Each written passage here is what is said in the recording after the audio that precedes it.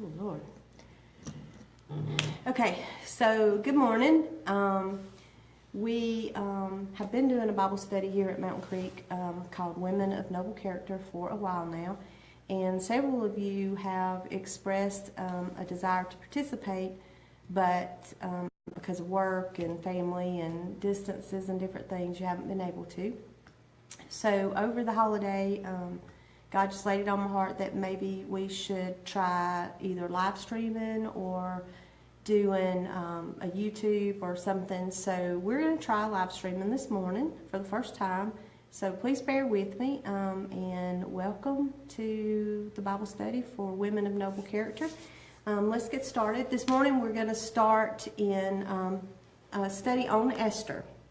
I thought with it being the new year, I kind of wanted to do something about like spiritual maturity and New Year's resolutions and all these things. But then the more I prayed about it, I felt led that God was wanting us to start a study on the women of the Bible. And Esther just was very strong on my heart, so that's where we're going to start this morning. So if you would please get out your Bibles and turn to Esther chapter 1.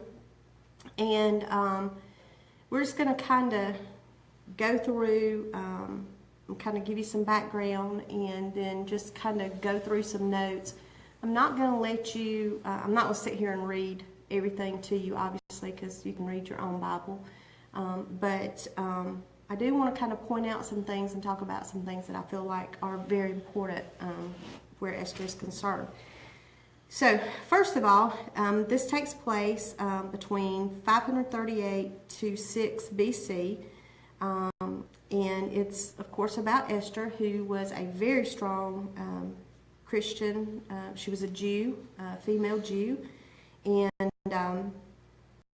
she had chosen to stay in Persia after Cyrus had issued a decree allowing them to return to Jerusalem if they so chose. She was an orphan. Her parents were deceased, and she lived with a cousin of hers called Mordecai, who had adopted her, and he raised her as one of his own daughters, and truly felt in his heart that she was one of his and treated him as such. So in chapter 1, I'm just going to kind of give you some background on verses 1 through 9. Here we're talking about a king who he ruled over 127 provinces from India to Ethiopia. And he lives this lavish lifestyle. He throws this banquet lasting like 180 days, where all these important people were invited to come and stay at this banquet. And then he throws another one that lasts about 7 days, just for the people of Susa. They were invited to come along, and during the same time, his current wife, which was Queen Vashti, held one for the women in the royal palace. So, obviously, they like to show their importance. They like to show how much they mean to the people and all these kinds of things, because they're always throwing these banquets. And then we move on to verses 10 through 22, and in these we talk about the 7 days into the feast, after the king had been drinking a lot, and he had this beautiful wife, Queen Vashti, who he wanted to show off. He wanted to, in essence, I guess, make the men jealous, make them see her beauty and know, how great he was to have this beautiful woman. So he sent for her to come wearing all of her royal crowns and her garb and all this stuff, because he wanted the men to see her and to see her beauty. But she refused, most likely because it was her custom that they didn't just flaunt around in front of men. Especially when you're a queen or part of a harem, you were kind of separated out, you're set apart, you're supposed to be different. So she refused to come, but the king, because of his counsel and different things they were saying, were saying, if you're going to let the queen, not follow your commandment, then all these other husbands, what choices are they going to have? Because then their wives are going to start refusing to follow them and let them be in command and all this stuff. And so, he had set a decree out that she would be banished and be removed as the queen, and that he would search and choose another queen. So that's pretty much what chapter 1 is about. It's just about the king and how things fell into place that Esther would eventually be crowned as the queen. And then we move into chapter 2, and in the first verses 1 through 20, in the very first part of it, the king, he starts to feel bad about how he's treated his wife, Queen Vashti, and he, realizes that he made a quick judgment and that he demanded that she come, and then because of peer pressure, which how many of us have felt peer pressure at different times, he fell to the peer pressure, and that was how she had gotten dethroned or decrowned. So then they start suggesting that he bring in these lovely virgins throughout all the land, that he bring them all in and essentially de-virginize,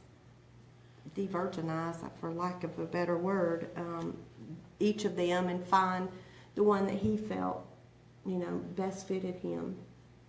So they send out for all these beautiful maidens to come in, and it's so crazy because these young ladies are brought in straight from their families. They've never known a man, and they're brought in, and all of a sudden they're thrown in this harem.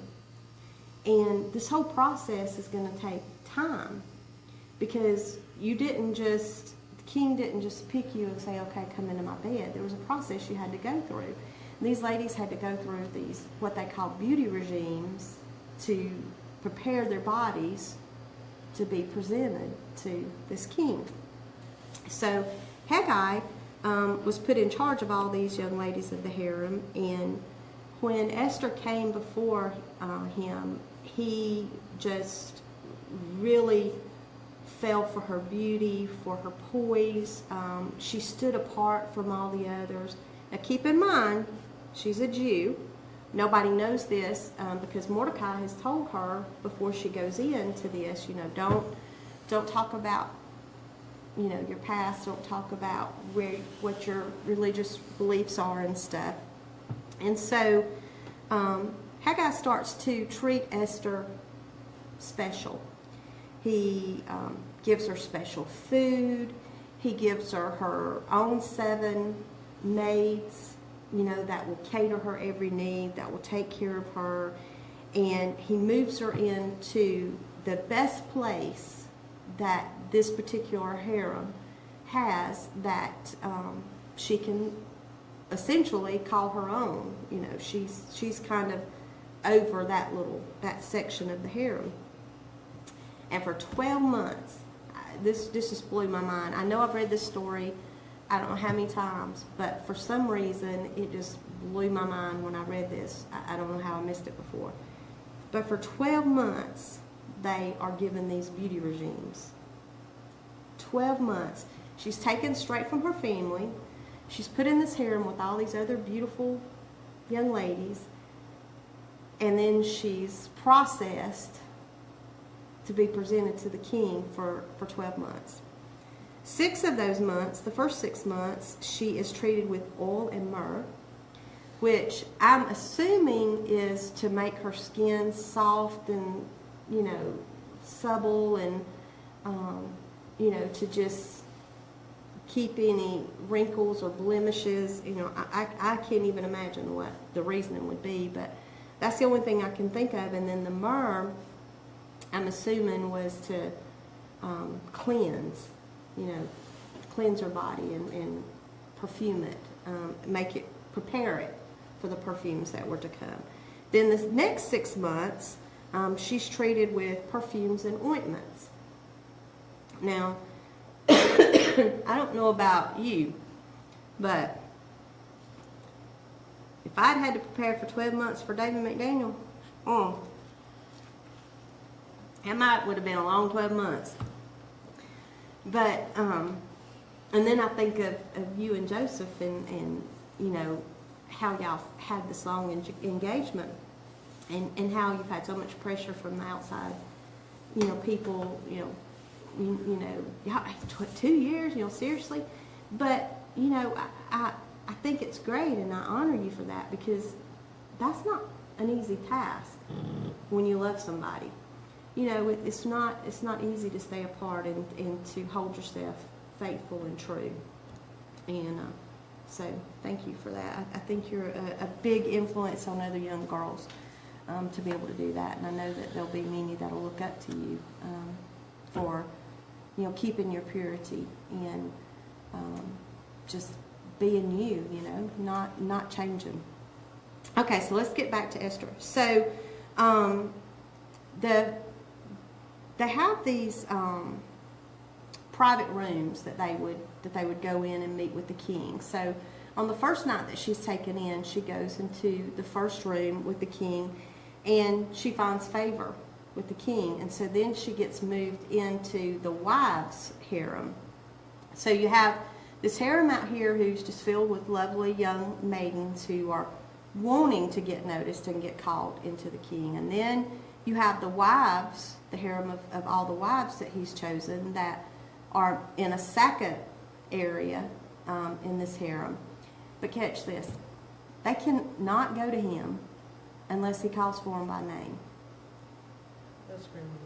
I mean, can you imagine? Can you imagine like having sitting to, there. yeah, having like, to sit there and wait for your husband to decide that he wants to see you again or speak to you or, you know, it's not like they were on a cycle or a routine, you know, like the sister wives and the polygamous groups.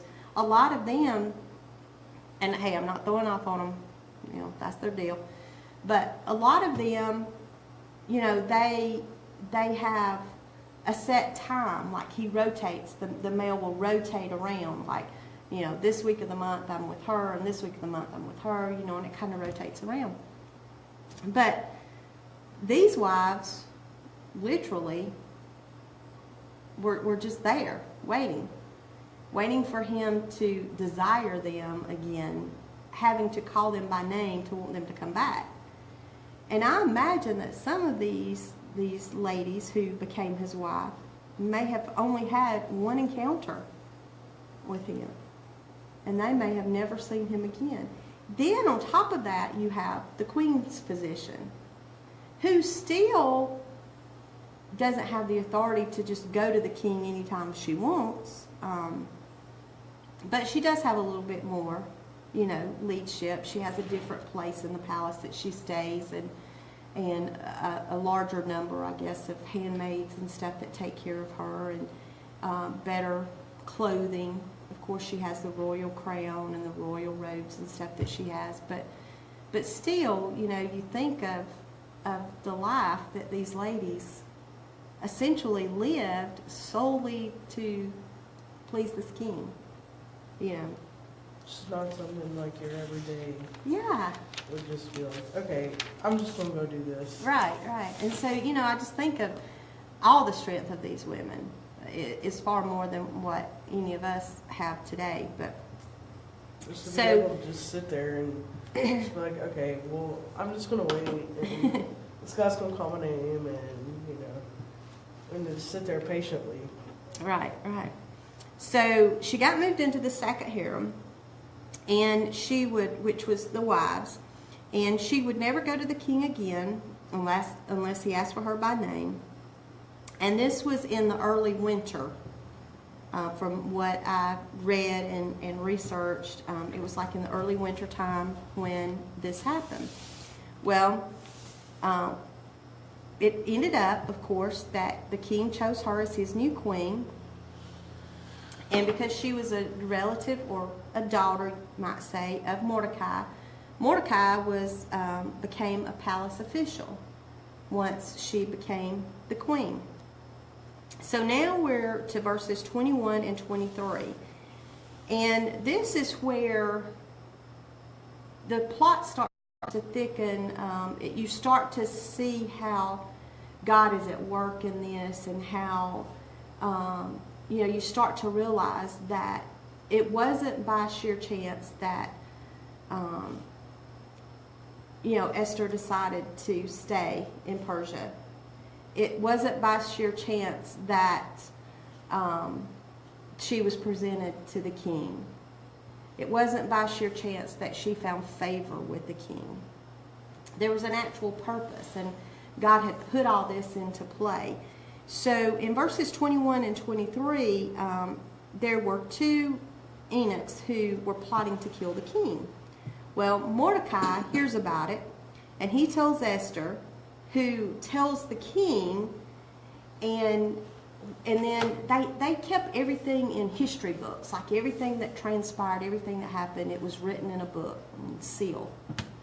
And so in the history books, Esther makes sure that Mordecai receives credit for being the one that discovered this plot and brought it to her attention. And of course then she takes it to the king, and the plot dies, and the two eunuchs are killed on these impaling poles. And the way it describes them and everything that I looked up and read about them, it's like this erect pole, like a stick that's got a sharpened end on it. And they are literally impaled or thrown onto this stick in front of, and then they're left, it goes through their bodies, and they're left there on this pole for everybody to see. What a crucial way to die. I mean, whew, it makes my skin crawl. Makes me But, so, she didn't necessarily tell the king himself, this is, Mordecai brought this to my attention or whatever. It doesn't really tell a whole lot of detail exactly as to what she did tell the king. But in the history book, she made certain that Mordecai's name was mentioned. And later on, we're going to realize how important that was, because there again, here's God at work. He's got a plan in place. He's working it out. But sometimes when God's working things out in our lives, ladies, doesn't always mean it's going to be easy. It doesn't mean it's going to always be comfortable.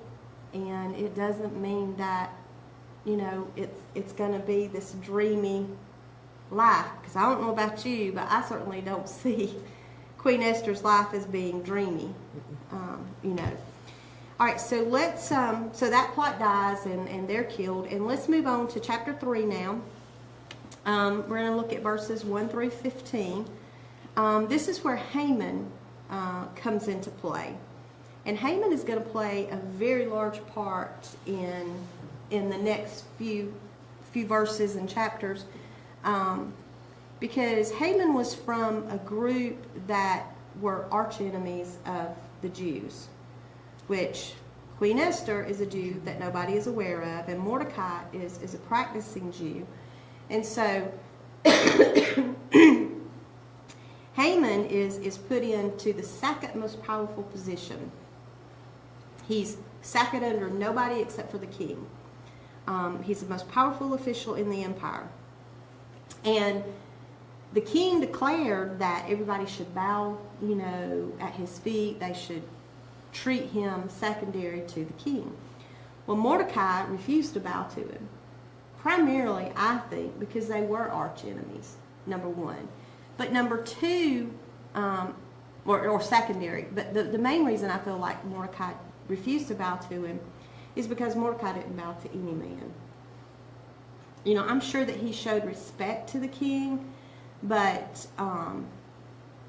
he had the true king that he worshipped and that he served. And so he didn't, he wouldn't have bowed. I don't feel like, I feel like that's the reasons why he wouldn't bow. Well, this just filled Haman with rage, because everybody else is, just falling at his feet and all this. So he decides that he can't go after Mordecai single-handedly, like just, pull him out. He wants to take out all the Jews. So he makes this elaborate plot, and he calls all of the men together. Now keep in mind, Mordecai is one of those men because he's part of this whole scenario with the king's, party. So with Mordecai present, they cast lots, or Purim, Purim, which is now what is the day that the Jews celebrate for their for living. But that's what the lots were called, and it's Purim. And so they cast these lots, all the men that were there, to determine what date that all the Jews were going to be wiped out and were going to be annihilated. So a date was set for March the 7th, 473 BC. That was the date that was set, and that would be nearly a year after all this has taken place. So nearly a year later, this date is set. Well, then Haman goes into the king, and he kind of convinces or tricks or whatever the king into signing it all into a decree that they'll all be killed, on this date and time. So on April the 17th, 473 BC, is when the king actually signed this decree, and by making this decree and signing this, he gave Haman his signature ring, okay, as a seal, between them. So now Haman is sitting back. He's cool, he's relaxed.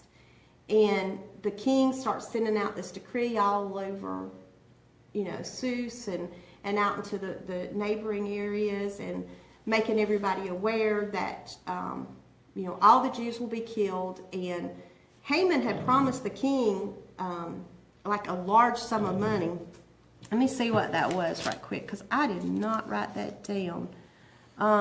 He said that he would give him 10,000 large sacks of silver to the government administration to be deposited into the royal treasure at the death of all these people. So Haman must have hoped or thought that as he was killing all these Jews on that day, that he would ramshack their house, and that's how he would come into all this money and all these, things that he would get through this decree. And so the king, of course, tells him, whoever kills these Jews can take whatever they have. Well, so then we're going to move on to chapter 4, and we're going to go through verses 1 through 17. And I know I'm moving a little fast, so if I need to slow down, please let me know. So Mordecai, he gets this decree, hears it, and he begins to mourn, and he rips his clothing, and he puts on a sackcloth and ashes, and just goes into this deep mourning. And because Queen Esther, is in the innermost parts of the room of the castle, they don't have direct contact, but she hears of Mordecai's mourning. Well, excuse me. At this point, she has no idea what he's mourning about. She doesn't know if there's been a death in her family, or she doesn't have any idea. So she sends, I think it's pronounced Hatchet, which was one of her servants, one that was given to her. She sends him out to Mordecai to find out what's happened. Why is he in this mourning? And she sends some new clothing to Mordecai because he's wearing this sackcloth.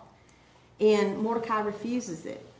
He refuses this clothing. So Hatchet comes, and him and Mordecai begin to talk, and Mordecai decides, he shares all the details of the plot and everything about the decree with him, and has him to go back and share it with Queen Esther. And then he also asked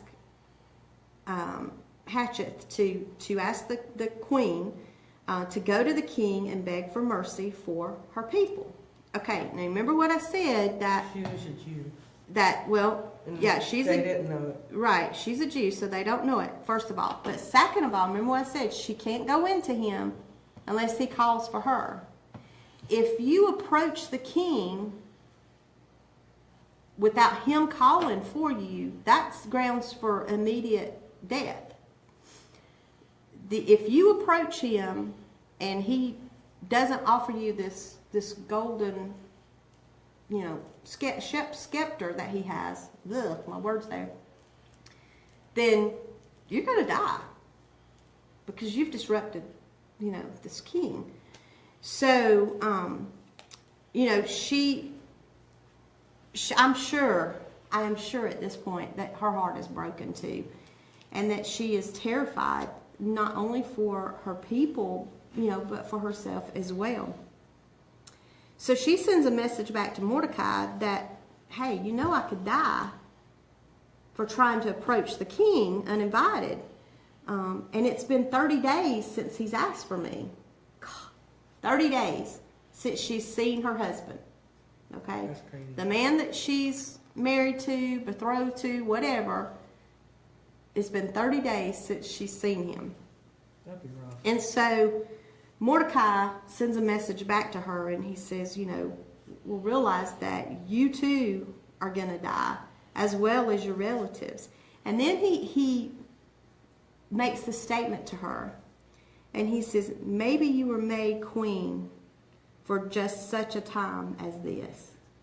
So now, all of a sudden, Mordecai and Esther are put into this realmhood of goddom, of this God-created event. And Esther, I'm sure, starts to think, well, God showed favor on me before the king. He showed favor on me in the harem, and then he showed favor on me in the king, and, all these things. And, my uncle who's cared for me, I've followed his leadership so far, and it's, look where it's led. It's gotten me in this great place of a queen. And so she decides that her uncle is very wise, and she believes in the same God and believes in the power of God. So she sends back and asks Mordecai to get in touch with all the Jews, every Jew he can set. And they set this 3-day time period.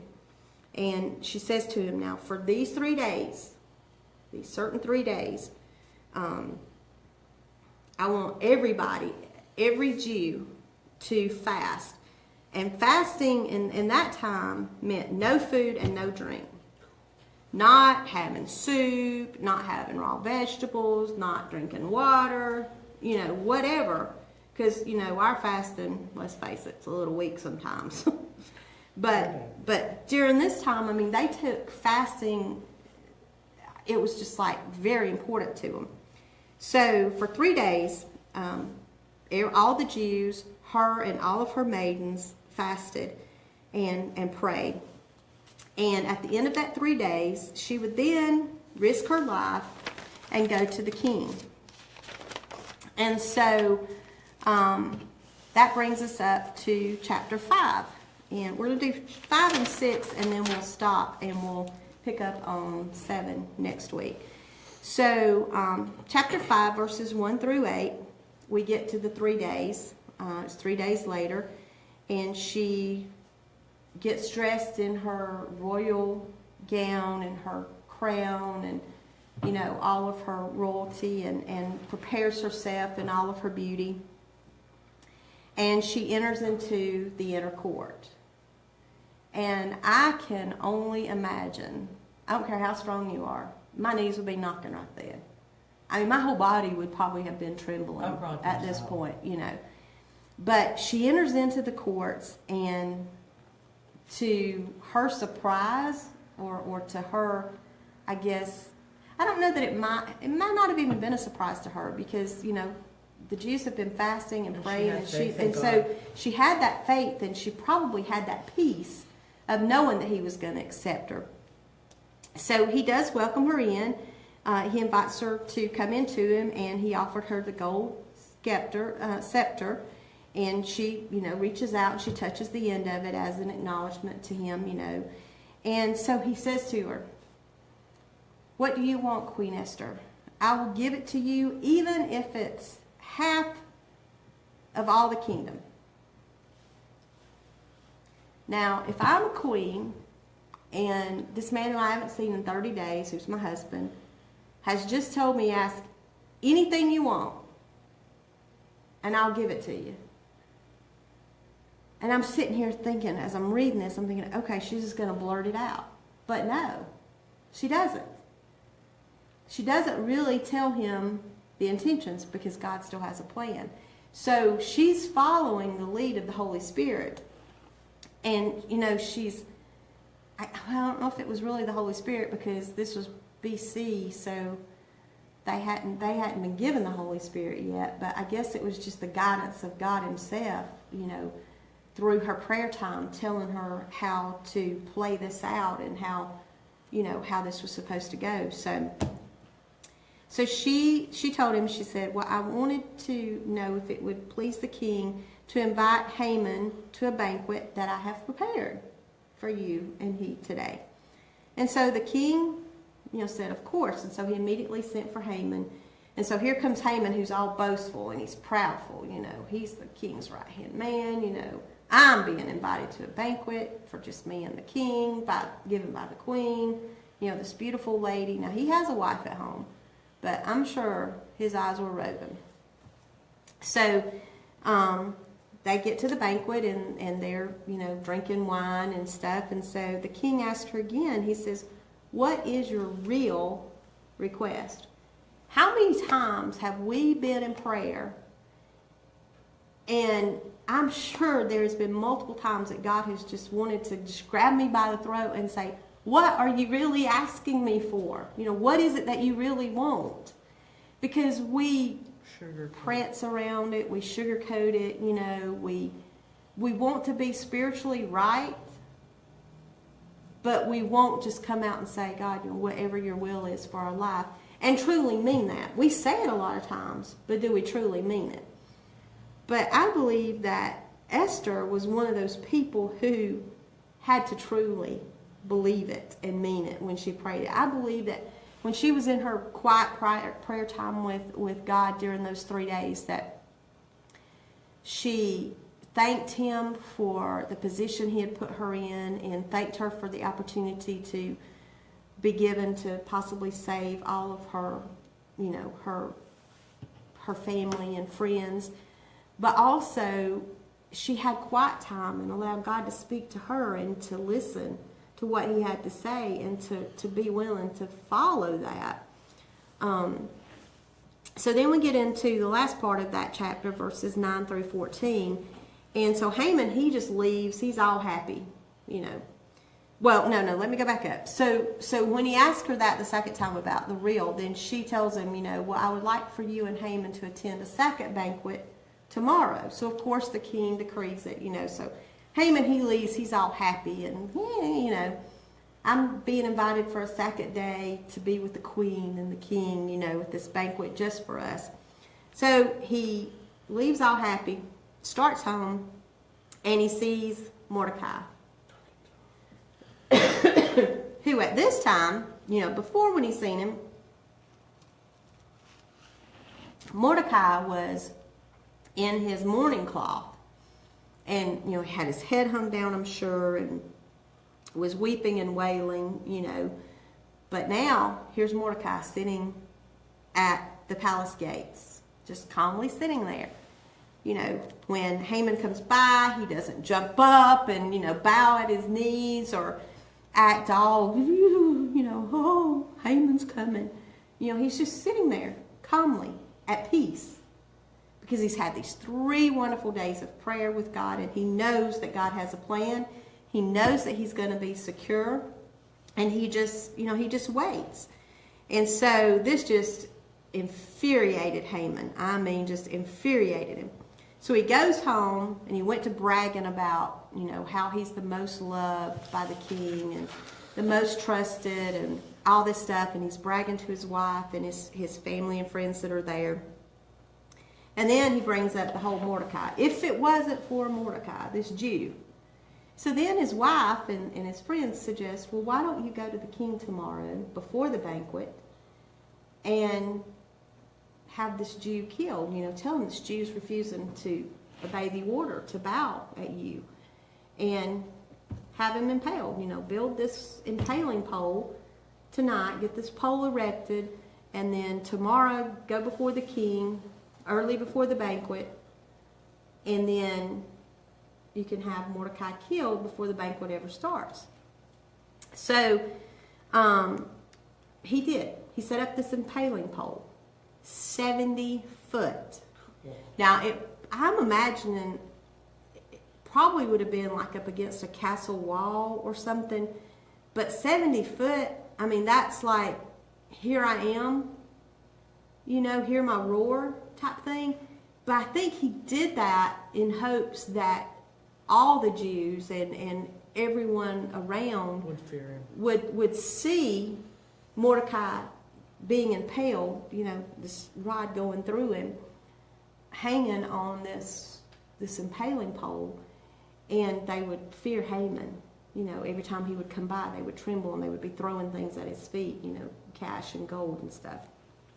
I think that's kind of like what he had in his mind. So he sets up this pole and he goes in, you know, gets ready for bed and waits for the next morning. So chapter 6 is when that next morning is coming. And I'm telling you, when I read this chapter, I was just like, I had this great big smile on my face, and I was just, because I knew something that Haman didn't know, you know, because we have the Word of God that guides us and leads us and tells us things of the past and things of the future and things in the present. So I had this information that, you know, Haman is walking in not knowing, and I'm just like, you know, I can't wait to see this, to see his face. So anyhow, so chapter 6, verses 1 through 14, that night, the king is so restless. And when he was restless and couldn't sleep, he liked to be read to. And so he sent for the history book. Remember what we said back a couple of chapters ago? She made sure that Mordecai got credit for the saving of the king. So he orders that the book of the history be read to him. And when it was being read, he discovered that Mordecai was the one who had brought the plot against his life to Queen Esther. And so he asked, he's like, you know, what was ever done for this man? You know, what was ever done for Mordecai? How did we award him, essentially? And, you know, they told him that Mordecai had never received anything for this. And so the king starts thinking in his mind, okay, you know, what can I do for this great man who has saved my life? So morning comes, and Haman gets there early because he's coming to ask for Mordecai's life. Okay, so he's in the outer courts, and the king sends for him. And Mordecai, because he's so boastful and so proudful and so full of himself, how many people do we know are like that, that he thinks that the king is calling him in to honor him. So he gets this elaborate plan in his mind when the king's telling him, you know, that, you know, how would we honor somebody, you know, that I thought a lot of, or whatever. I can imagine this conversation going on. You know, here's the king and Haman sitting there talking. He's like, yeah, if I wanted to deeply honor someone that I felt strongly for, that had done something great for me, how would I do that? What things would I do to show honor And then on this man? Haman's sitting there thinking, okay. Haman's sitting there thinking, 2 days of a banquet prepared by the queen and her, harem, of course, but, her and him and the king were the only ones present besides the servants. And so he's thinking, okay, this is me they're going to honor. So he says, well, I think that this person should be given a royal robe, of the king's, one of the king's robes that he's worn. And the king's thinking, man, And he says, and a horse that was previously ridden by the king. One of those that has the royal emblem on its head, And I think that this man should be led through the city streets on this horse, with all this royal robe on. And he should be led through the streets on horseback, while the official who's leading the horse is saying, this is what the king does for someone he wishes to honor. And he's this official is yelling this out to everybody. And so the king says, excellent, I like that. So he turns to Haman and he says, and I can just imagine that Haman is all boastful and big and bright, sitting there with this look on his face. And then the king turns to him and he says this. He says, now, go and do just as you said to Mordecai. Can you imagine? I would have loved to have been a fly on the wall, to have watched Haman, who has this great hatred for Mordecai. And was planning to have him killed. Yeah, who was coming there to ask for his life that day, who's erected this 70-foot impaling pole, and then all of a sudden, he's presented with what he thinks is something great for himself, an honor for himself, and then he's told, you go do that for Mordecai. Do all that you said, exactly as you said, mind you. So not only does he have to go present him with the robes, but he has to help him dress. He has to take him this royal horse. He has to then put him on this horse and lead him through the streets, yelling at the top of his lungs. This is what the king does for someone he wishes to honor. He's to honor the man that I'm asking for him to kill. And so it's just like, I just can't even imagine as the king's instructing him now, don't leave anything out. Do it exactly as you said, because that's what I like. I like that idea, let's do it exactly as you said. And so Haman, he does what he's told, because he knows if he doesn't, he's going to die. So he has to get all this together, and he goes to Mordecai. And can you just imagine, it doesn't even describe Mordecai, his expression or his demeanor really during this time. Yeah, it doesn't really, in these verses, it doesn't say anything about it. But can you imagine being Mordecai, and you're just sitting at the city gates, and here comes Haman with this royal robe, this royal horse, and like, what do you have up your sleeve? Yeah, can you imagine?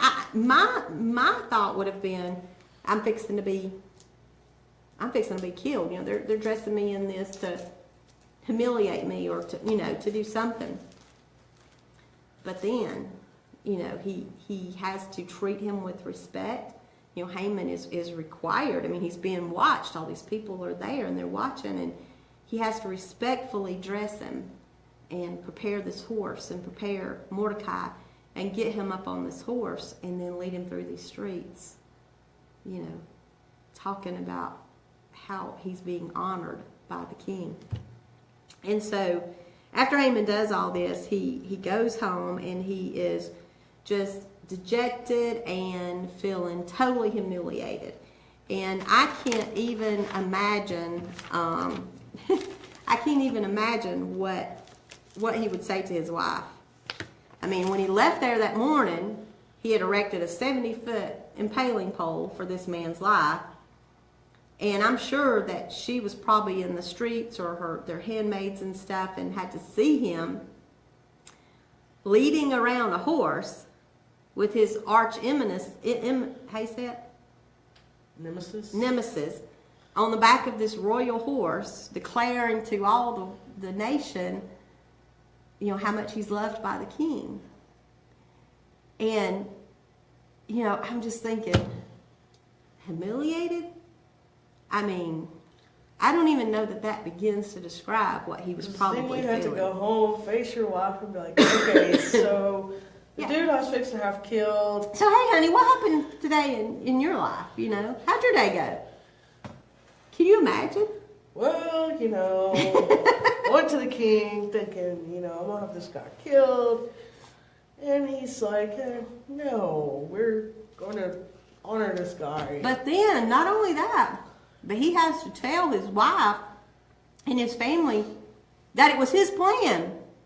It was his idea of how to honor this man, or how to honor the man that the king was talking about, thinking that it was himself. I wonder, did he say to them, well, I told him to do all this because I thought it was me he was going to honor. So I just can't even imagine. So we are going to stop off there. So next week, we're going to pick up with chapter 7. So over the next week, just read chapter 7, 7, 8, 9. I think there's 10 chapters. So just read as far as you can read or want to read, and take notes and stuff. And then we'll come back next week, and we will discuss some more about Queen Esther and all that God has done, and see how God can take a life of brokenness. She lost her parents at a young age. She was exiled, and then she's moved into this new place in Persia. And then she's told, you can go back to Jerusalem. But she chooses to stay with Mordecai, not knowing God's plan, but and then she spends a year of her life away from her family, the only people who've been a part of her life, and she spends a year of her life preparing and being, treated with all these oils and herbs and spices and all this stuff to be presentable to this king. And then she gets chosen. And then she spends days and weeks, 30 days without her husband.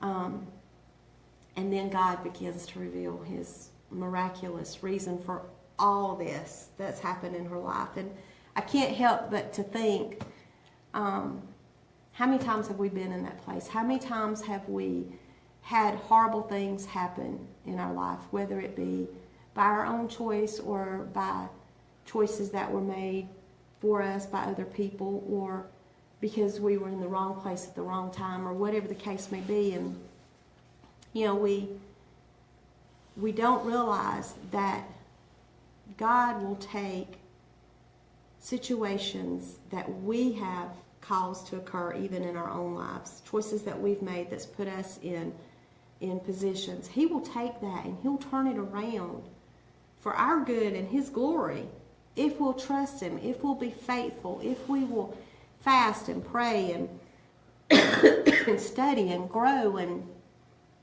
be all that he's asked us to be. And so that's where we're at with Esther now. Here she is about to be used in this mighty way. So when we pick back up, we're going to be at the second banquet. The second banquet is about to begin, or it may have already occurred. I think it might have occurred in the last part of 6, but then, oh, that's right, because it did occur before he went home, dejected and all to his family. So we're at the point to where Esther is supposed to tell the king what her real request is. So that's where we'll pick up. But thank you guys for joining us today, and we hope that everybody has enjoyed it. I hope that you got something out of it. I hope that if nothing else, that you see how God can take some very wrong, some very lonely, some very hard times in our life and turn it around to save ourselves, to save others, to save a nation, to fulfill a plan. And none of us are less than what Esther is. We're all created by God for a purpose and for a reason. And so, it doesn't matter what our life's walk is, what our struggles have been, He'll turn all that around, and He will use us to be women of noble character, to be a person who is strong and powerful and mighty before God. But we have to make the first step. We have to be like Esther was and be willing to risk our life if that's what it takes. Be willing to go before, someone who could potentially take our life. We have to be willing to step out on that ledge. We have to be willing to accept our past, accept the good and the bad of our past, and then move forward with our future. And in doing that, we have to trust God with our future wholly, because Esther could never have went into this had she not trusted her uncle Mordecai, her cousin Mordecai, which was her dad. Had she not trusted his direction and trusted his strength in the Lord, all of